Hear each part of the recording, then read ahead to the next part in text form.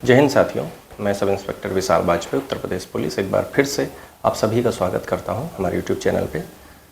साथियों, जैसा कि आप सभी को ये चीज़ जानकारी मिल गई होगी कि एसएससी ने पैरामिलिट्री फोर्सेस में कांस्टेबल की जो वैकेंसी है उसको निकाला है और लगभग 25,500 पद फ़िलहाल में आए हुए हैं, या फ़िलहाल 25,500 पदों पे नोटिफिकेशन आया है और जिनका आवेदन ऑनलाइन स्टार्ट हो गया है कल से। तो मुझे लगा शायद इस पे मैं एक वीडियो बनाऊं। तो सबसे पहले बात करते हैं कि जो पिछले 2-3 साल में मैं देख रहा हूं, जो अभी फ़िलहाल जो तैयारी कर रहे हैं उनके लिए गोल्डन चांस है। इसलिए क्योंकि 18 से 23 साल की उम्र जो एक मतलब आपकी करियर की शुरुआत होती है, वहाँ पे आप एक वैकेंसी पे अपना जो है एक सिलेक्शन ले सकते हैं। और सबसे बड़ी चीज़ है कि आप सिपाही से भर्ती हो के ज़रूरी नहीं है कि आप पैरामिलिट्री में सिपाही ही रहें। 2022 में ही मेरा एक मित्र सेलेक्ट हुआ है सीआरपीएफ में, जो कि 2024 में एग्ज़ाम देके वहीं पे शायद सिग्नल की पोस्ट में उसने सिलेक्शन लिया है और वो भी हेड कांस्टेबल हो गया है विदिन 2 ईयर। तो मुझे लगता है कि शायद एसएससी जीडी जो तैयारी कर रहे हैं, लड़के तैयारी कर रहे हैं जो भी, उनके फॉर्म ज़रूर भरना चाहिए। फ़िलहाल ये 25,500 पद का नोटिफिकेशन आया हुआ है, लेकिन 100% श्योर हूँ मैं कि इसमें लगभग 8 से 10,000 वैकेंसी और इसमें ऐड होंगी। उसका रीज़न ये है कि देखिए, पिछला जो भी रिकॉर्ड रहा है एसएससी का जीडी के माध्यम में, जो मतलब जो सिपाही की भर्ती निकलती हैं, उसमें देखिए बीएसएफ और सीआरपीएफ के जो पद हैं वो बहुत कम दिए हुए हैं जो इस बार आई है, जो 2026 का नोटिफिकेशन आया, जबकि ऐसा होता नहीं है। आज तक कभी भी वैकेंसी बीएसएफ और सीआरपीएफ की इतनी कम नहीं रही। आप ध्यान देंगे जो 25,487 यानी लगभग 25,500 जो पद हैं, उसमें 14,500 पद सिर्फ सीआईएसएफ के हैं। तो समझिए, अगर सीआईएसएफ में इतनी ज़्यादा वैकेंसी हैं, तो जो कि सीआरपीएफ जो एक सबसे बड़ा फोर्स माना जाता है, उसमें तो कहीं ना कहीं इससे ज़्यादा ही वैकेंसी खाली रहेंगी, जो कि हमेशा मतलब 2015 में मैंने भी दिया था, मेरा भी सिलेक्शन हुआ था। फाइनल मेरिट में मैं रो मार्किंग में बाहर हुआ था। तो मैं इतना मानता हूँ, जो मेरा अनुमान है कि बीएसएफ और सीआरपीएफ में अभी लगभग टोटल अगर काउंट करोगे तो लगभग 10,000 पद बढ़ेंगे। 1 दिसंबर से 31 दिसंबर तक ऑनलाइन है। इसके विषय में मैं बहुत बात नहीं करूँगा कि ऑनलाइन कैसे करना है, कितनी एज क्राइटेरिया क्या है। 18 से 23 है, ये सब लोग जानते हैं। 5 किलोमीटर की रनिंग है, यानी 4800 मीटर की रनिंग है, 24 मिनट में है। मैं बात करूँगा कि क्या चीज़ें ऐसी आपको करनी चाहिए जिससे इसमें सिलेक्शन आप आसानी से ले पाएँ। तो चलिए मैं बात करता हूँ। मेन जो एसएससी का होता है वो होता है हमारा एग्ज़ाम। तो एग्ज़ाम जो है ये जब 2015 में जब मैंने दिया था, अच्छा मैं बात करूँ क्या कि आज से 2-4 साल पहले, यानी कोविड के पहले, मतलब मैं तो 2012 का पास आउट हूँ, तो उस समय ये वैकेंसीज़ इतनी ज़्यादा नहीं आती थी। मतलब अभी मैं देख रहा हूँ एसएससी जीडी का पिछले 2-3 साल में कंटिन्यू इनकी जो है कुछ ना कुछ वैकेंसी चल ही रही हैं। फ़िलहाल जो अभी इस समय तैयारी कर रहे हैं उनके लिए इतना अच्छा अवसर है कि भाई अभी देखो एनटीपीसी का चल रहा है, आरआरबी एनटीपीसी का भी है, रेलवे ग्रुप डी का भी एग्ज़ाम होने वाला है, और अभी 25,000 फिर से पद यूपी पुलिस में आ रहे हैं सिपाही के। इसी दिसंबर में उम्मीद है कि नोटिफिकेशन आ जाएगा और इस फॉर्म भी मतलब चालू हो जाएंगे। देखो 2027 में इलेक्शन होना है, इलेक्शन के पहले काफ़ी ज़्यादा चांसेस हैं कि लोग वैकेंसी पूरी कराएंगे। मतलब अगर सब कुछ सही रहा तो वैकेंसी जितनी भी हैं, जो भी अभी नोटिफिकेशन निकल रहे हैं, इनकी सबकी ज्वाइनिंग आपको इलेक्शन के पहले ही दे देंगे। तो इसलिए मैं तो इतना समझता हूँ कि अगर आप तैयारी स्टार्ट किए हैं तो 2-4 महीना जो भी समय है आपके पास, अभी फ़िलहाल तो एसएससी जीडी का लोग बता रहे हैं कि फरवरी से अप्रैल के बीच में एग्ज़ाम होगा, लेकिन इतनी जल्दी होने के आसार मुझे नहीं लग रहे, मतलब जो मैं अगर पर्सनल अपनी बात करूं तो मुझे इतनी जल्दी लग नहीं रहा, क्योंकि दिसंबर पूरा जो है चला जाएगा आपका ऑनलाइन फॉर्म करने में। उसके बाद 10 दिन बता रहे हैं कि करेक्शन होगा, लेकिन मैं इतना मानता हूं कि जो 31 दिसंबर लास्ट डेट रखे हैं लोग फॉर्म भरने की, उसमें भी हो सकता है तो 4 दिन 5 दिन एक्स्ट्रा टाइम रहे, क्योंकि लास्ट में साइट नहीं चलती है और कई बार उसकी डेट जो है एक्सटेंड करते हैं। तो मैं इतना मान के चल रहा हूँ कि जनवरी भर तो यही प्रोसेस चलेगा। फरवरी में एग्ज़ाम कराना संभव नहीं है, क्योंकि कितना फॉर्म बच्चे भर रहे हैं वो डिपेंड करता है। फिर उसके बाद पेपर का एग्ज़ाम, जो पेपर होगा वो सेट होगा, फिर किसी कंपनी को जाएगा जो एग्ज़ाम, मतलब उसका मतलब जहाँ जहाँ सेंटर होते हैं उनकी व्यवस्था करनी होती है, तब जाके कहीं एग्ज़ाम होता है। तो मुझे लगता है कि 4-5 महीने का समय आपके पास अभी भी है, बड़ी हाथ से, जो आप कर सकते हैं। एसएससी जीडी में सिलेक्शन के लिए देखो, अगर आप यूपीएसआई की तैयारी कर रहे हैं तो सेम जो तरीका है वही एसएससी जीडी में भी है, लेकिन बस जो उसका डिफ़िकल्टी लेवल होता है वो कम हो जाता है।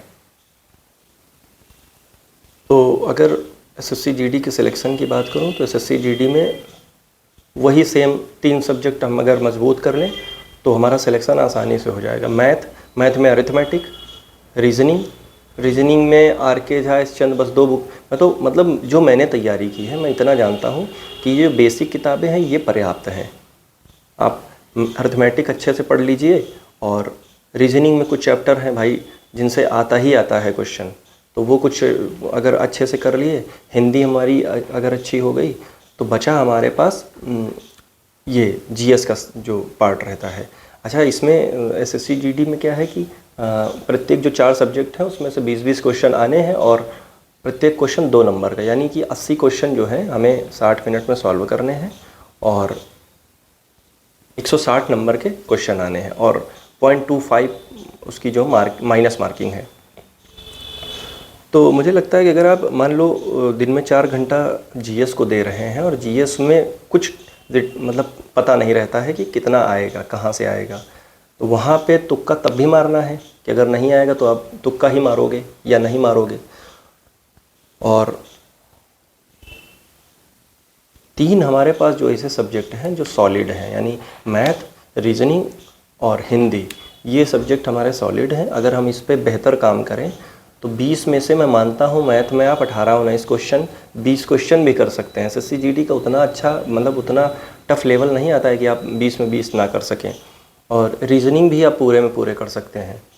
हिंदी भी आपकी मैक्सिमम हो सकती है, मतलब मैं इतना मानता हूँ कि अगर आप हिंदी ठीक ठाक अगर तैयारी किए हैं तो 17-18 क्वेश्चन, 19 क्वेश्चन और इवन 20 क्वेश्चन भी सही हो सकते हैं। यानी जो 3 हमारे सब्जेक्ट हैं इसमें हम मैक्सिमम मार्क्स कर सकते हैं। और बचा जीएस, तो भाई अगर आप तैयारी कर रहे हैं तो उतनी जीएस तो आप मतलब तैयार ही कर चुके होंगे कि 10-12 क्वेश्चन, यानी 8-10 क्वेश्चन तो आप कर ही लेंगे। 10 क्वेश्चन तो मैं मान के चलता हूँ कि सब लोग कर लेंगे, कि भाई पॉलिटी पढ़ ली आपने, हिस्ट्री पढ़ ली, ज्योग्राफी पढ़ ली, इकोनॉमिक्स पढ़ ली, ये सारी चीज़ें आप पढ़े ही होंगे। प्लस अगर एसएससी जीडी की बात करें तो हर साल, अभी पिछले 2025 में वैकेंसी निकली थी, तो अब 2025 के पहले का करंट अफेयर्स थोड़ा सा कम कर दीजिए, उसके बाद का करंट अफेयर्स सारा उठा लीजिए, वो आप पढ़ सकते हैं वहाँ से। तो मुझे लगता है यहाँ सिलेक्शन लेना आसान है, और इतनी छोटी उम्र में, 18 से 23 साल की उम्र में एक अच्छी नौकरी मिलना बढ़िया चीज़ है। और मैं तो मानता हूँ आप लोगों को लकी, क्योंकि हम लोग जब तैयारी कर रहे थे, जब मैं कर रहा था उस समय ऐसा था कि 2012 में मैं पास आउट हूँ, और मेरा पहला एग्ज़ाम यूपी पुलिस कांस्टेबल का था, जिसको मैं फाइनल मेरिट आउट हुआ। उसके पहले मैं एक जॉब में सेलेक्ट हुआ था, मैंने रिज़ाइन किया वहाँ से। उसके बाद मेरा एसएससी जीडी में हुआ। एसएससी जीडी में मैं भी बताया हूँ कि रॉ मार्किंग में मैं बाहर हो गया था। वही जो एक रूल नहीं होता है कि एज ज़्यादा जिसका होगा उसको पहले ज्वाइनिंग मिलती, उसी में उसका भी हम लोग का मुकदमा चल रहा है। कई लड़के उसमें रिट वगैरह डाले हैं इलाहाबाद हाई कोर्ट में, अभी भी वो मैटर चल रहा है। और तो मैं इतना मानता हूँ कि अब मेरा एक मित्र है 2021 या 22 बैच का है सीआरपीएफ में, उसने एग्ज़ाम मतलब सिपाही में सेलेक्ट हो गया, और 2024 में उसने एग्ज़ाम दिया और वहीं पे उसका प्रमोशन हो गया। तो अच्छा, इसमें एक फॉर्म भरते टाइम सबसे बड़ी चीज़ की ध्यान देने वाली चीज़ ये है कि जो पोस्ट प्रेफरेंस है वो बड़ा ही सोच समझ के भरना है, क्योंकि पोस्ट प्रेफरेंस आप भरें या शादी करें, मतलब मेरा मानना वही है कि जैसे एक बार शादी करने के बाद रिश्ते सारे चेंज नहीं हो सकते हैं, उसी प्रकार अगर आप एक बार सेलेक्ट हो गए किसी जॉब में तो ताउम्र उस चीज़ को चेंज नहीं कर पाएंगे। मतलब अगर आप एक बार विभाग में घुस गए तो आपको सारी चीज़ें करनी पड़ेंगी, उसी के अकॉर्डिंग चलना पड़ेगा। तो इसीलिए कहीं भी कोई जॉब करने से पहले हमको उसके बारे में अच्छे से जानकारी होनी चाहिए। इसीलिए मैं चाहूँगा कि जो भी आपके सीनियर बड़े भाई, यार दोस्त, मोहल्ले में या आपके टच में जो भी लोग हैं, उनसे पहले उस विभाग की सारी अच्छाइयाँ, कमियाँ, सारी चीज़ें समझ लें कि मतलब ये आप वैकेंसी देख के कभी मत डालें। मेरा जो मैं जिस दोस्त की बात कर रहा हूँ उसका 90 नंबर था, मतलब 89 पॉइंट समथिंग था। तो उसका अगर वो कोई भी पद अगर डाल दिया होता उस समय तो उसका सिलेक्शन हो जाता, लेकिन उसने डाला सीआरपीएफ। तो फिर बाद में उसको लग रहा था कि शायद वो चेंज कर लेगा, नहीं, लेकिन ऐसा हुआ नहीं, उसको जो है सीआरपीएफ ही ज्वाइन करनी पड़ी। तो मतलब ये चीज़ दिमाग में मत लाइए कि अगर आपने अभी सीआईएसएफ फर्स्ट चॉइस कर ली है तो बाद में आपको दूसरा कुछ चुनने का मौका मिलेगा। अगर आपने जो भी पद चुन लिया है और अगर आप उसमें क्वालिफाई कर पा रहे हैं तो आपको वही जॉब मिल जाएगी। तो मुझे लग रहा कि शायद 6-7 पद इसमें हैं, सीआरपीएफ, बीएसएफ, आईटीबीपी, एसएसएफ और सीआईएसएफ, और भी 2-3 हैं। तो इसमें आप जब भी फॉर्म भरेंगे तो उसमें प्रॉपर रहेगा कि पहले किसको चुनना है, बाद में किसको चुनना है, ये पूरा आपको उसमें भरना पड़ता है। तो ये थोड़ा सोच समझ के आप भरिए। तो रनिंग इसकी इम्पॉर्टेंट है इसलिए क्योंकि रनिंग में अब देखो, आप जैसे मान लो मैं मान के चल रहा हूँ कि अप्रैल में आपका एग्ज़ाम हो रहा, तो अप्रैल में एग्ज़ाम हो तो जून जुलाई में आपकी रनिंग होगी। तो जून जुलाई में आप खुद से लगा सकते हो कि कितनी धूप होती है और कितना ज़्यादा जो है मौसम आपके विपरीत रहने वाला है। तो पूरा मतलब जैसे आप, जो मेरा हमेशा से तरीका रहा है, जब भी मैं किसी वैकेंसी की तैयारी करता था तो मैं उसका पूरा चार्ट बनाता था कि मुझे क्या क्या चीज़ें कब से करनी है। जैसे अभी एसएससी जीडी आया है तो आप एक पहले अपना एक चार्ट बना के रखिए, उसको तैयार करिए कि हमको क्या किस समय में पढ़ना है, हमको क्या क्या सिलेबस कितने समय में कंप्लीट करना है। उसके बाद हमको साथ साथ में हमको फिज़िकल रनिंग करनी है, कितनी करनी है, ताकि हम समय से अपनी रनिंग पूरी कर सकें। साथ में वर्कआउट ज़रूरी है इसलिए क्योंकि चेस्ट भी उसमें जो है चेस्ट की भी डिमांड है। तो ये सारी चीज़ें हैं, आप आसानी से सिलेक्शन पा सकते हैं। और इसमें अच्छा वेतन है, आपको प्रॉपर छुट्टी भी बढ़िया है। तो मैं तो चाहूँगा कि अगर आप तैयारी कर रहे हैं तो बहुत अच्छा अवसर है, फॉर्म बिल्कुल डालिए और कोशिश करिए कि शुरुआती 10 दिन में ही आप फॉर्म डाल दें। हाँ, एक चीज़, ओटीआर अगर आपने पहले करा रखा है तो आपको दोबारा कराने की ज़रूरत नहीं है। उसमें क्या है, बाकी डिटेल अगर आपको चाहिए है वैकेंसी के लिए तो ये सारी चीज़ें यूट्यूब पे बहुत आसानी से अवेलेबल है। तो उसके विषय में बहुत ज़्यादा नहीं कहना चाहूँगा, बस इतना मैं कह रहा हूँ कि एक बहुत अच्छा अवसर है। अगर आप यूपीएसआई की भी तैयारी कर रहे हैं तो साथ साथ में आप एसएससी जीडी का भी फॉर्म भर दीजिए, क्योंकि सिलेक्शन कहाँ होना है किसी को नहीं पता है। चलिए ठीक है, बस यही एक छोटी सी बात थी मुझे करनी। और आगे इसी महीने में उम्मीद है यूपी पुलिस में सिपाही की भर्ती भी आ जाए, लगभग 25,000 के आसपास। तो उसके लिए भी आप तैयार रहिए। तो ये मौका है आपके पास एक अच्छी नौकरी पाने का, तैयारी करने का। और बाकी देखो, सिस्टम ये चल रहा है इस समय कि एक बार किसी को एक वैकेंसी देखने को मिल जाए तो बहुत है। आप लोग बहुत लकी हैं जो कि मानिए लगातार आपके समय में जो है वैकेंसी आ ही रही हैं। बेशक 5,000 है, 10,000 है, मैटर नहीं करता है। मैटर करता है आपको एक पद से मतलब है, आपको बार बार अवसर मिल रहा है एग्ज़ाम देने का। आप ये चीज़ सोचिए, अभी यूपी पुलिस में भी देखो 2022 वाले रेडियो ऑपरेटर गए हैं, असिस्टेंट ऑपरेटर गए हैं, सिपाही गए हैं, एसएससी जीडी वाले गए हैं जो भी सिलेक्ट हुए थे सिपाही। तो कितना बढ़िया मौका है।